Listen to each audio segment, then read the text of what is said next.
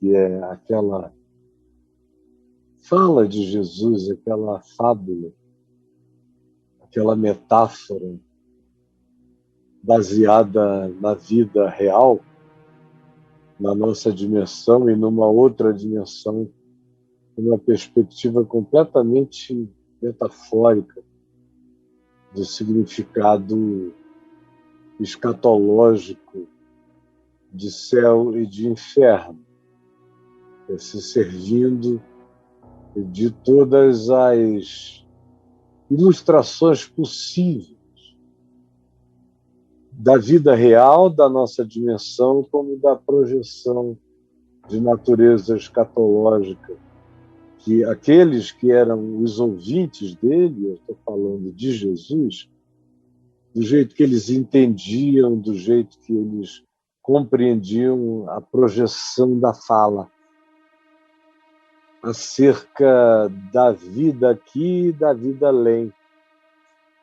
E olha só como da vida aqui, e se você ler o contexto antecedente, tudo acontece num ambiente de gente profundamente religiosa, e eram os fariseus, e ridicularizavam de Jesus, porque Jesus estava comendo com gente que eles chamavam de pecadores, publicanos, meretrizes, gente à toa, de modo que eles estavam fazendo esse tipo de mocking, de bullying em relação a Jesus, e Jesus disse, olha,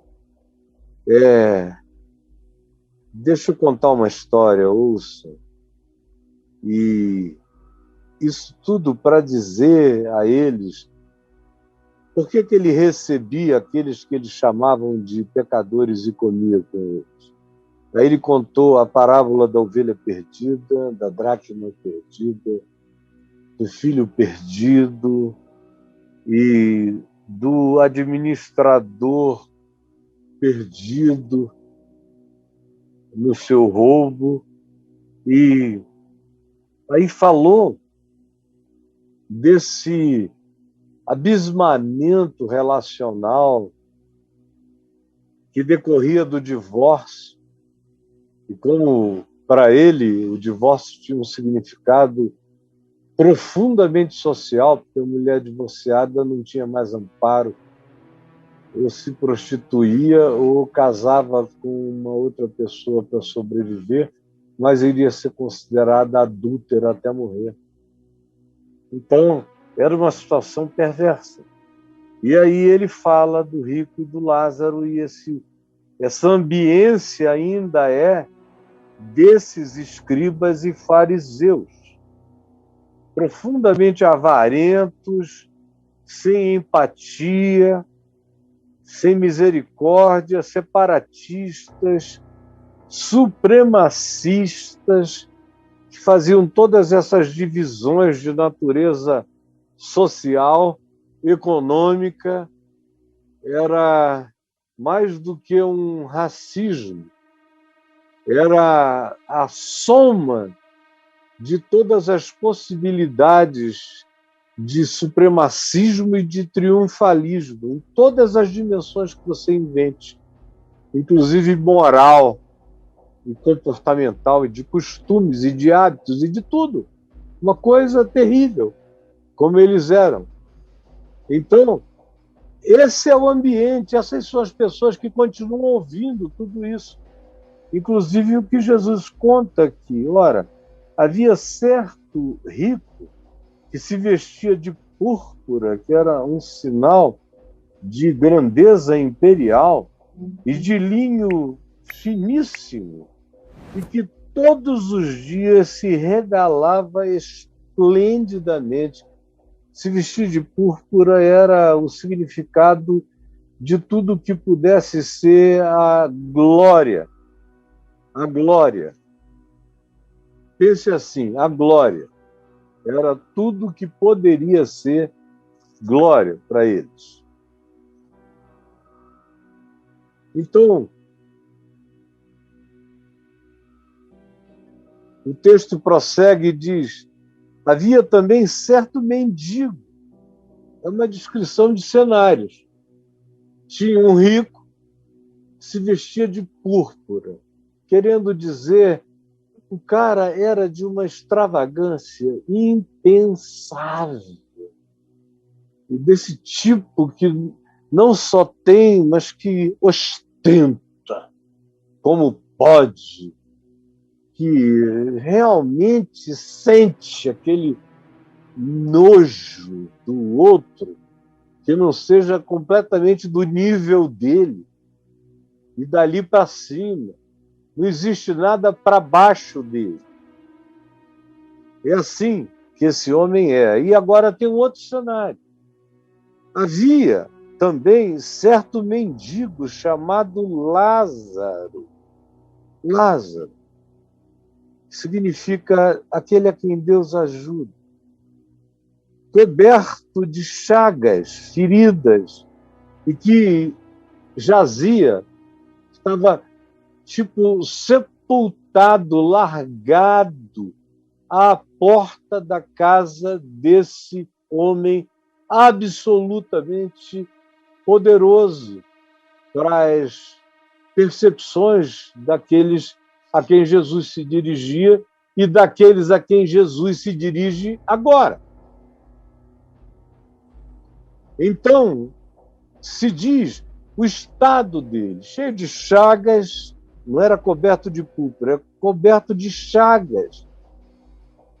Não se sentava e comia com largueza de tudo, não.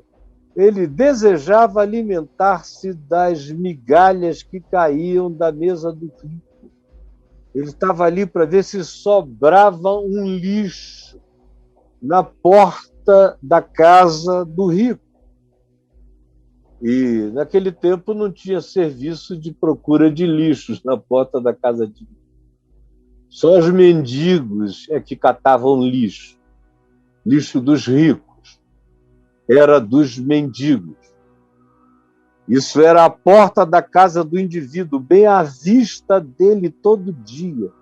Ele ouvia o sujeito dizer: eu quero só as migalhas. Porque ele estava à porta. E até os cães da casa e da rua vinham lamber-lhe as feridas, as úlceras. Aconteceu, porque rico também morre, que morreu o mendigo e ser levado pelos anjos para o seio de Abraão. E como o rico também morre, não é só pobre que morre, não é só Lázaro que morre, rico também morre. O que se diz é que morreu o rico e foi sepultado, foi posto no que os judeus chamavam de Seol, de sepultura. Foi jogado ali, que também era uma metáfora possível do abismamento do inferno ou de qualquer outra dimensão negativa depois da morte, tanto quanto significava também o mundo dos mortos apenas. Era um Hades hebraico não descrito. Por isso foi sepultado. No entanto, o pobre teve um destino. Depois da morte, ele foi para o seio de Abraão, que era uma imagem para aqueles judeus que estavam ouvindo a Jesus da glória sublime e suprema. Era ter lugar na mesa de Abraão, para quem cria em outra dimensão. E aí, prossegue-se assim.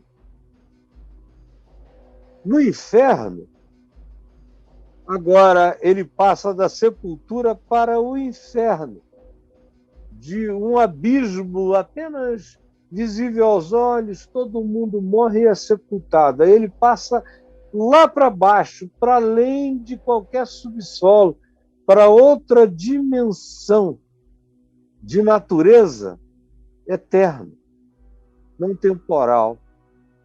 ele diz: do inferno, estando em tormentos, levantou os olhos e viu numa outra dimensão de glória, viu ao longe Abraão e Lázaro, no meio do seio, na intimidade dele, de Abraão.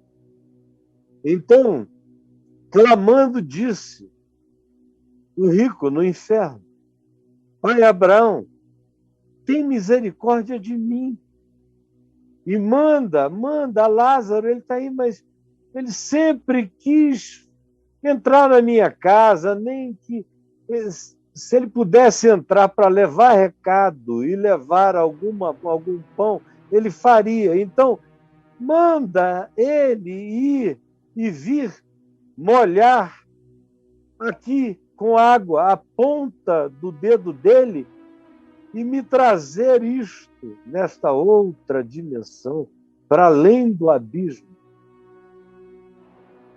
Algo que refresque a minha língua, porque eu estou atormentado desta chama. Essa é a imagem horrorosa.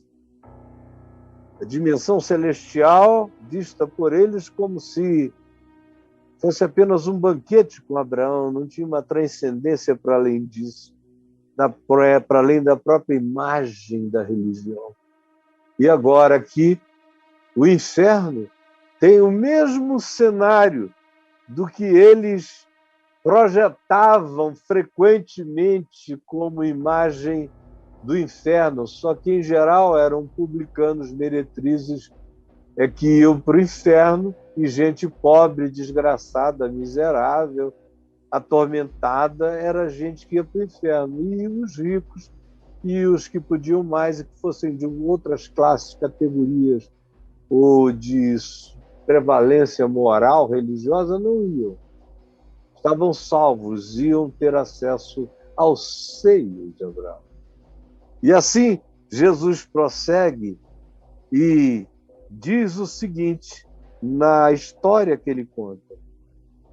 Disse, porém, Abraão: filho, lembra-te de que recebestes os teus bens em tua vida. E Lázaro, igualmente, recebeu só males. Agora, porém, aqui ele está consolado e tu em tormento. E, além de tudo, está posto um grande abismo entre nós e vós, de sorte que os que querem passar daqui para vós outros não podem, e nem os de lá passar para nós. Ou seja, há uma incomunicabilidade entre essas dimensões. Não tem esse tipo de trânsito. Então replicou-lhe o rico: Pai, eu te imploro que mandes o Lázaro, mandes a minha casa paterna, a minha família, a minha parentela, porque tenho 5 irmãos.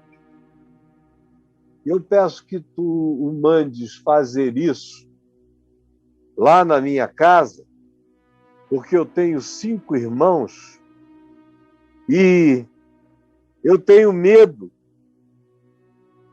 que eles venham para cá, que eles tenham o mesmo destino, porque vivem do mesmo modo.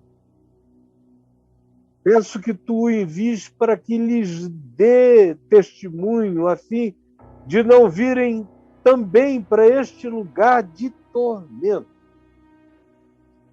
Respondeu-lhe Abraão, nessa celestialidade de judeus e de fariseus. Eles têm Moisés, a Torá, as leis, os mandamentos e os profetas. Então, que os ouçam. Então, o rico insistiu, dizendo: não, pai Abraão, se alguém dentre os mortos for ter com eles, arrepender-se-ão, eles vão se arrepender se alguém ressuscitar. E for lá em casa, eles sabem que o Lázaro morreu. Eles sabem que o Lázaro morreu, eles sabem quantos morrem em volta da casa deles, todos. Eles sabem. Então, eles vão saber que é alguém que ressuscitou dentre os mortos, porque esse alguém é conhecido deles, eles sabem, eles divisam o rosto, a fisionomia, eles pulam sobre o cara todo dia. Então, eles vão saber que é um milagre.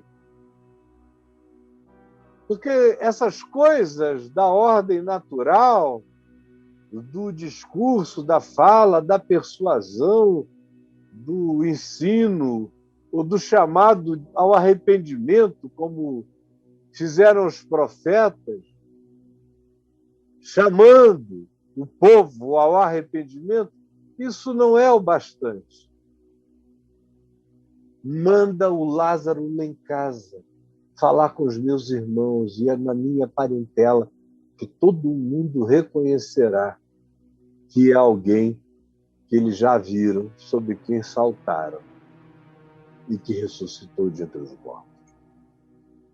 Abraão, porém, lhe respondeu: se não ouvem a Moisés e os profetas, se eles não ouvem o ensino da sabedoria e o chamado ao arrependimento, à mudança de vida, à mudança de mente, conforme o chamado dos profetas, tão pouco se deixarão persuadir, mudar, transformar, ainda que ressuscite alguém.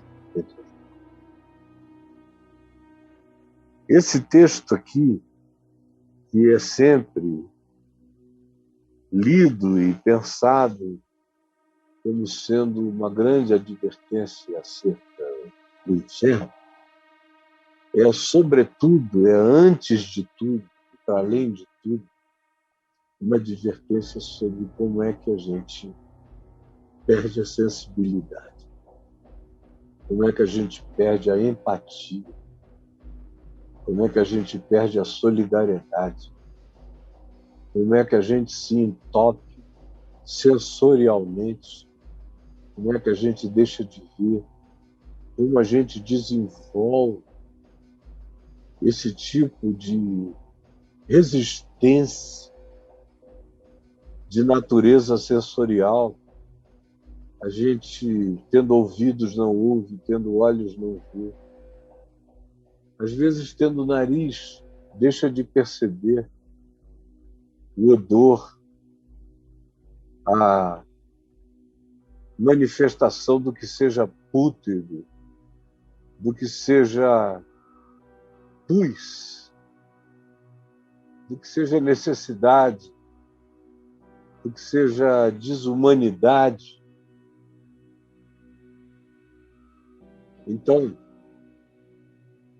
se você quiser saber como é que é isso, como é que a gente fica desafeiçoado, como é que a gente vai se esfriando na nossa humanidade, como é que a gente, sem notar, vai se tornando a Alemanha dos anos 30 e 40, até o fim da guerra, quando um povo inteiro se deixou seduzir pelo discurso enlouquecido de um ser endemoninhado dos piores desejos e dos piores intentos que possam subir à mente e ao coração humano.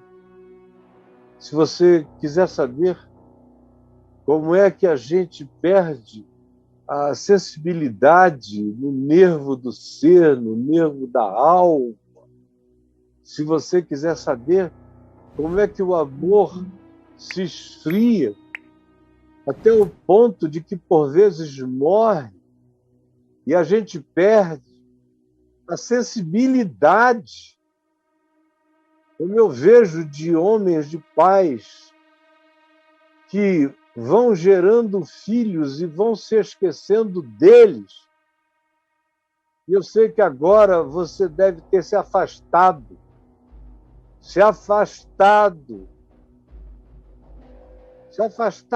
do seu computador, ou você quase que sentiu o seu celular queimar na mão, ou se sentiu esbofeteado, porque você gerou filhos e esqueceu-se deles. Tem mães que fazem isso. Eu já vi muito perto de mim mães ficarem tão desesperadas por paixões, por desejos, por luxúrias, por fixações, por obsessões, que deixaram para trás família, filhos, que os abandonaram, que aceitavam qualquer que fosse a proposta que das suas obsessões viessem, porque elas não tinham essa liga, foram perdendo os sentimentos, os vínculos. Eu vejo toda sorte de dessensibilização acontecendo todos os dias.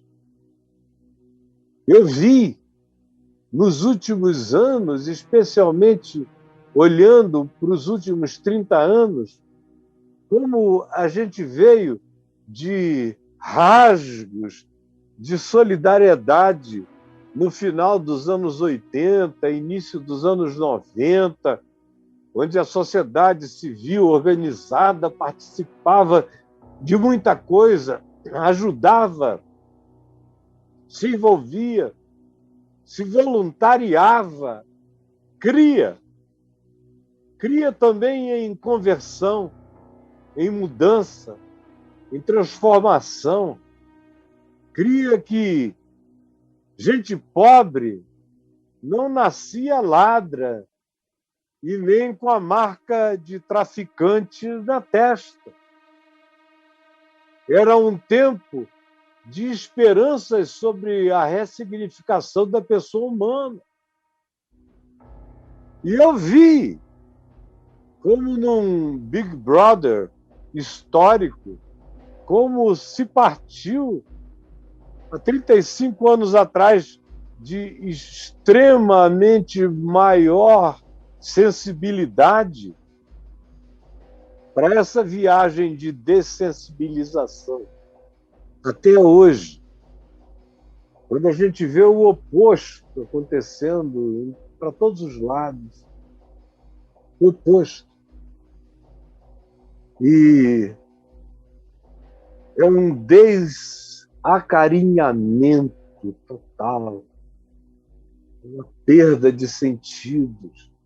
As pessoas aplaudem aquilo que antes era loucura, que era insanidade. E elas batem continência para aquilo que antes se via como maluquice. E elas torcem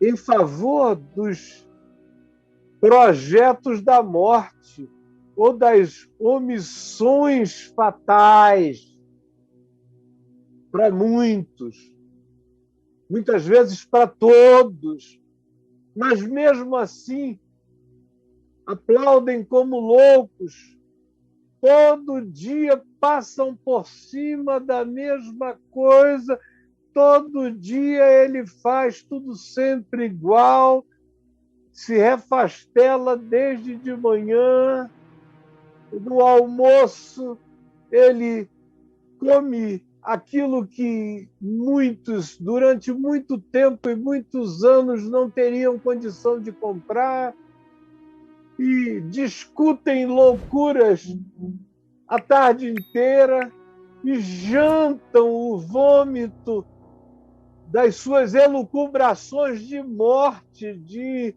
assassínio, de indiferença, de dessignificação de tudo quanto não seja a gente, não seja da nossa classe social, não seja da nossa religião, não seja da nossa seita, não seja do nosso país. A gente não gosta de quem seja de gênero ou atitude ou escolha sexual e de expressão de gênero diferente da nossa.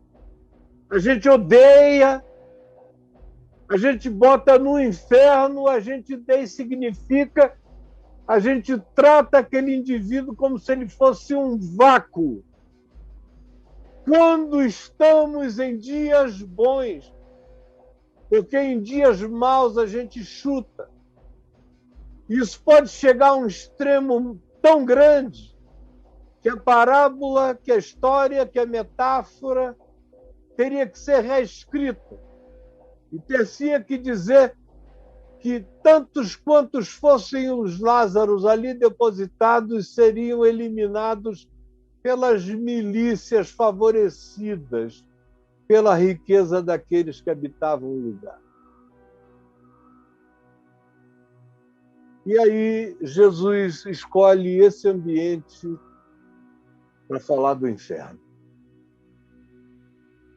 As pessoas toda hora me perguntam quem é que vai para o inferno. Eu não sei quem vai para o inferno. Você que sabe. Você que sabe. Elas me perguntam se eu creio no inferno como um estado de duração no tempo. E eu digo a elas que eu creio no inferno.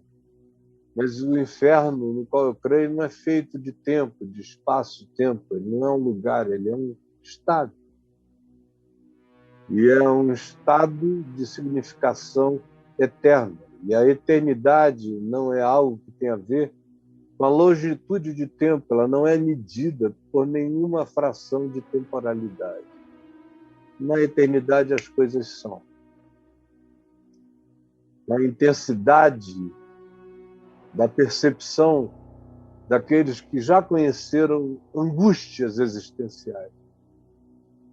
É como uma volta ao universo no início, quando nessa dimensão espaço-temporal, há 14 bilhões e 500 milhões de anos, de uma criação de algo que era como uma ervilha, houve uma explosão de tudo o que a gente vê e tudo o que a gente ainda não viu, e nem entendeu, nem descobriu. Procedeu dali.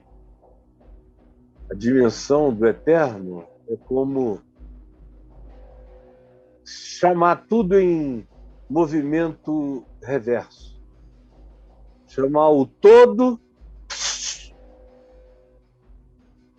para ervilha,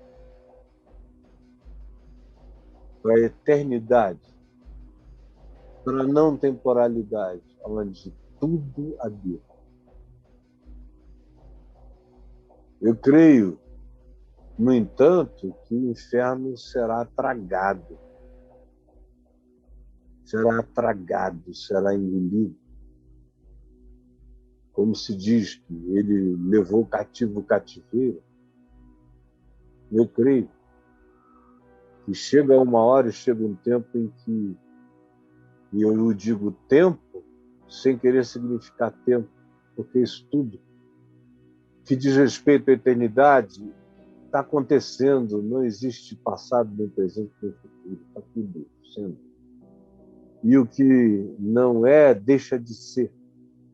Mas nós temos apenas a linguagem do tempo para comunicar o que eu tenho que comunicar. Eu sou só um homem preso ao tempo, ao espaço.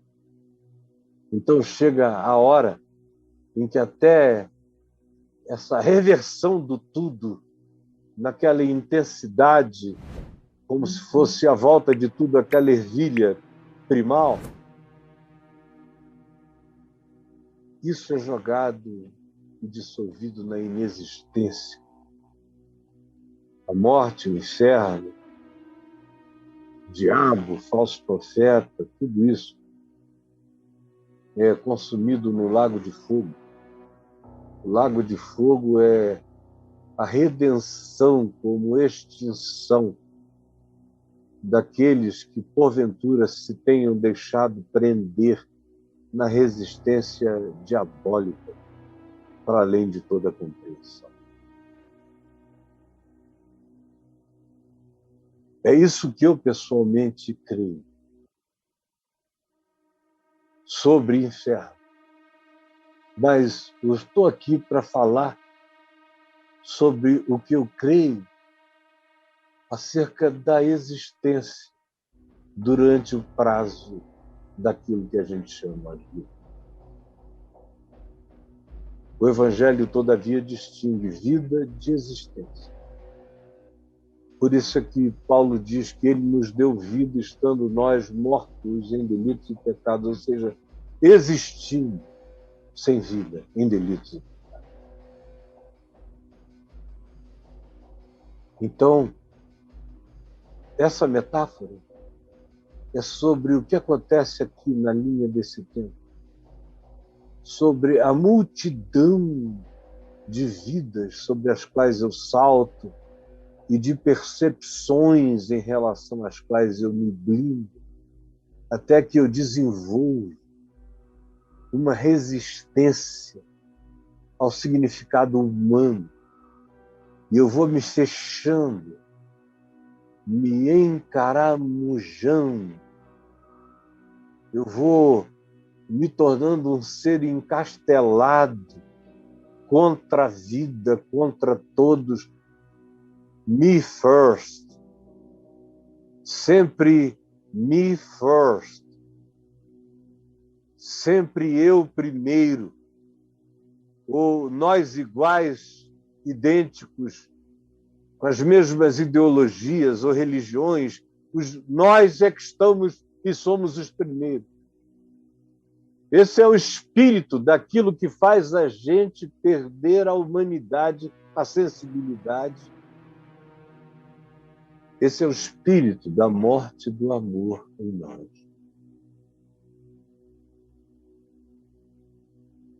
Esse é o espírito da morte do amor em nós.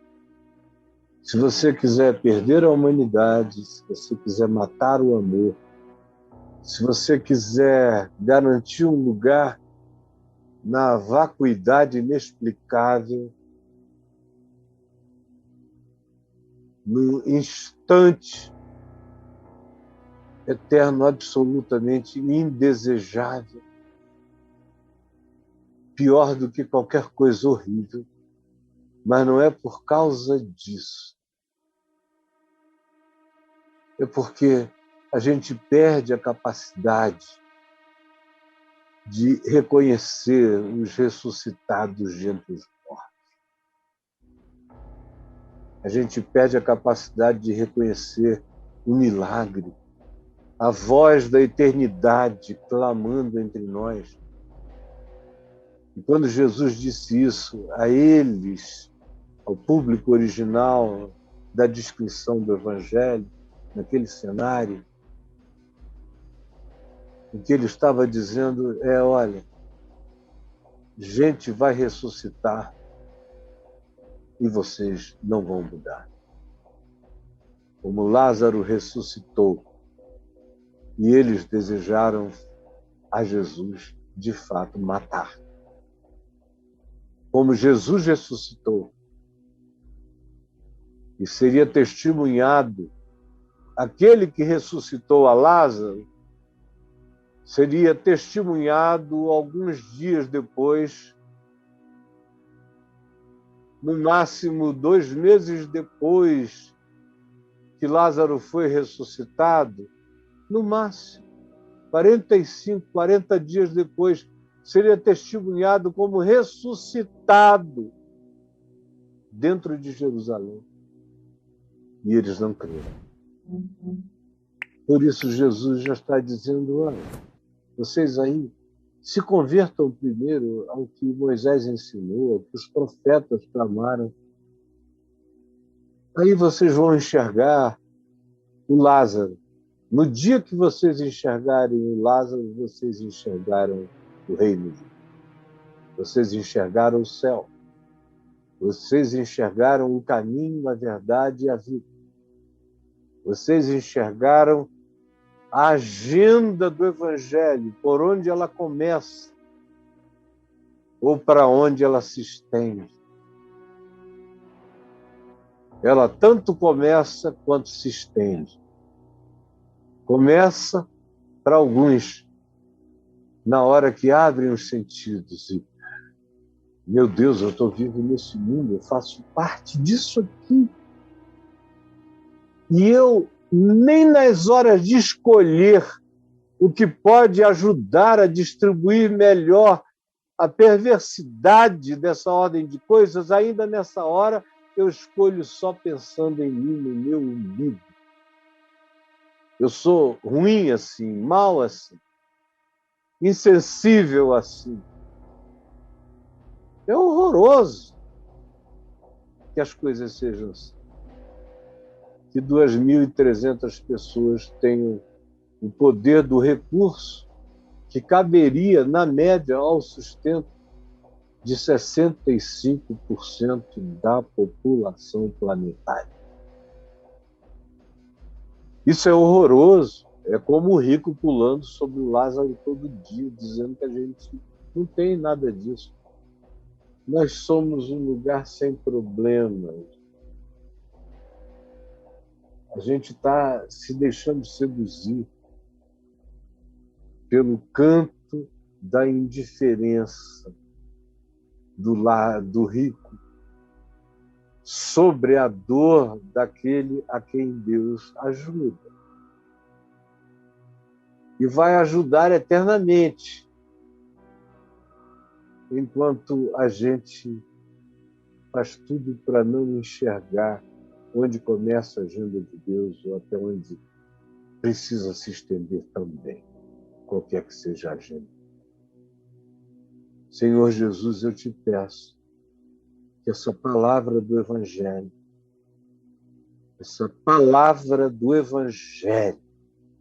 tenha chegado ao coração de alguém.